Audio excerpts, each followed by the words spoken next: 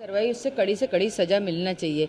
मेरा बच्चा किस हालत में था, कैसा तड़पा था, और अगर वो सोनम उससे इतना प्यार करती थी तो वो राजा को छोड़ के इस हालत में नहीं जा सकती थी। और सोनम सुरक्षित कैसी है, सोनम के ऊपर एक खरोच क्यों नहीं आया?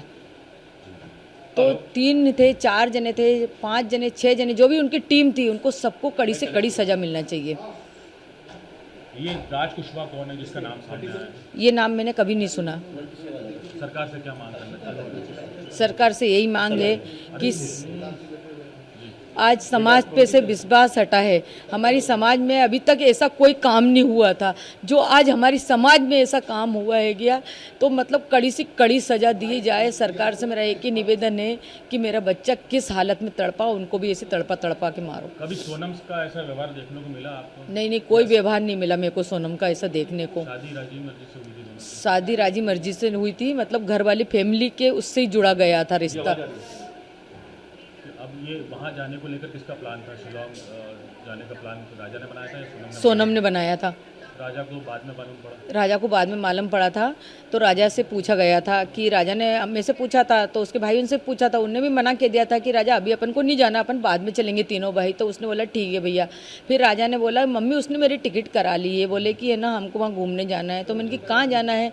तो बोले शिलम जाना। मैंने कि कौन सी जगह होती बेटा ये? तो बोले यहाँ पे चाय की पत्ती उगती ना, वहाँ पे। उन्हीं से बातचीत करेंगे। वापसी की नहीं करवाई, सवाल सिंगल पूछेंगे करवाई कि वापसी की टिकट नहीं थी, जाने की टिकट थी। और उसके पीछे आपको शक हुआ था वहाँ पे सोनम ने हत्या करवाई थी और राजा के राजा सोनम कुशवाहा के साथ मिलकर, और कई सारे नाम सामने आए। कभी शक हुआ विक्की आपको? ठाकुर, आनंद, शक नहीं हुआ, घबराहट सी हुई। जैसे उसके गले में चेन देखी ना, तो अंदर से डर लगने लगा कि मेरे बेटे के साथ कुछ गलत नहीं हो जाए। और सीधे पूछेंगे आपकी बहू का नाम सामने आ रहा है इसमें, कि आपकी बहू ने ही हत्या करवाई है, क्या कहेंगी? सोचा तो नहीं था ऐसा कि बहू ऐसा करवा सकती, मगर करवाया होगा तो सही है। बहुत से केस खुल रहे हैं, बहुत से आते हैं। अभी अपन ने सुना था कोठी के अंदर मतलब टुकड़े कर करके रख दिए थे। ऐसे तो मिले हुए केस आते ही आते हैं ना, तो करवा भी सकती है ना। आप यहाँ से जब गए थे राजा, क्या कुछ आपकी बात हुई थी उनसे?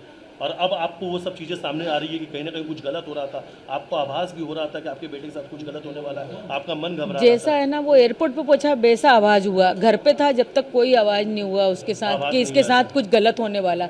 जैसे एयरपोर्ट पे पहुंचा वैसा मेरा मन एकदम से घबराया। तो मैंने उसको बार बार फ़ोन लगाया कि बेटा फ़्लाइट कितने बजे की, बेटा फ़्लाइट कितने बजे की। सोनम आई नहीं आई? वापसी के लिए नहीं, जाने की पहली बात तो। हाँ, फिर मैंने बोला बेटा तुम्हारे गले में चेन दिखी है, तो तुमने चेन क्यों पहन के गए? तो उन्होंने बोला कि सोनम ने बोला था। तो मैंने बोला मना नहीं कह सकता था। तो फिर मैंने सोनम को फ़ोन लगाया कि सोनम उनको चेन क्यों पहनाई, मेरे को डर सा लग रहा है। उनकी मम्मी को ही बोला मैंने, मेरे को घबराहट सी हो रही, मेरे को डर लग रहा है गया इस चीज़ की वजह से। देखो जरा इसी चीज़ की वजह से मेरे मन में यही ख्याल आया था कि मेरे छोरे की गर्दन नहीं कट जाए। मैं किसको बताऊँ कि मेरे मन में एकदम से ऐसे ही ख्याल आया था कि ये चेन की वजह से मेरे को छोरे को कोई नुकसान नहीं पहुँच जाए। अब वो नुकसान कौन सा था? ये तो वो बहाना था चेन का। तो अब तो सोनम जो है पुलिस हिरासत में है, पूछताछ होगी। नहीं, राजा तो 20,000 रुपये ही लेके गया था नगद केस में, बाकी तो उसने कार्ड लेके गया था। बोले मम्मी मैं इतने केस लेके जा रहा हूँ, बाकी ज़रूरत पड़ेगी तो मैं वहाँ पे निकालूंगा। ज्वेलरी थी सोनम के पास कुछ? सोनम ने तो घर की सारी ज्वेलरी दी थी, वो तो उसके घर रख के गई होगी, क्योंकि उसने तो बोला था मैंने खाली मिनी पहना है।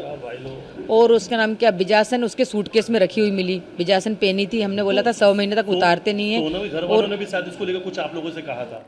तो सोनम और राजा से जुड़ी हुई जो जानकारी सामने आ रही है वो हम आप तक पहुंचा रहे हैं। राजा की मां को भी आपने सुना, वो बता रही है कि बहू ने ही प्लान किया था कि मेघालय जाना है। उनका मन थोड़ा भारी हुआ, उनको डर था, लेकिन उसके बाद ये दुखद खबर सामने आती है कि उनका बेटा इस दुनिया में नहीं रहा।